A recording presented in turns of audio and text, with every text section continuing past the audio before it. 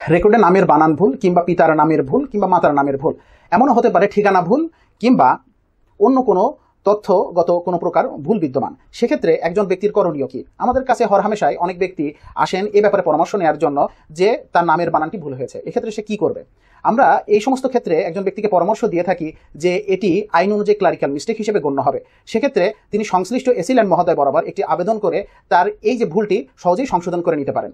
একজন এসিল্যান্ড মহোদয় এই ধরনের কোনো আবেদনপত্র পাওয়ার সাথে সাথেই তিনি সেটিকে একটি মিসকেস হিসেবে গণ্য করবেন এবং যত দ্রুত সম্ভব সেটি নিষ্পত্তি করে তিনি এই রেকর্ড সংশোধনের একটি আদেশ প্রদান করবেন। তবে সবসময় একজন এসিল্যান্ড মহোদয় এই ধরনের আদেশ প্রদান করতে পারেন না।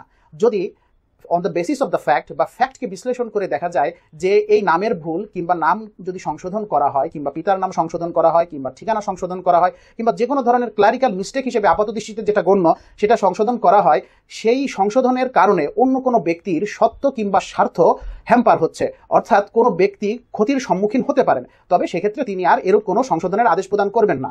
সংশ্লিষ্ট এসিল্যান্ড মহোদয় তখন যে ব্যক্তি আবেদনকারী ব্যক্তিকে পরামর্শ দিবেন যে তিনি যেন ল্যান্ড সার্ভে ট্রাইব্যুনাল কিংবা কোনো সিভিল কোর্টের দ্বারস্থ হন এই সংশোধনের জন্য।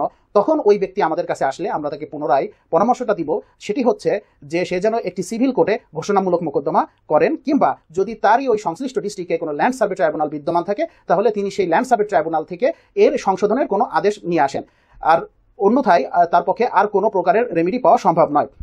এ ব্যাপারে আর যদি কোনো প্রশ্ন জানার থাকে তাহলে আমাদের কমেন্ট বক্সে কমেন্ট করুন, আমরা সর্বাত্মক প্রচেষ্টা করব আপনাদের উত্তর দেওয়ার জন্য। ধন্যবাদ।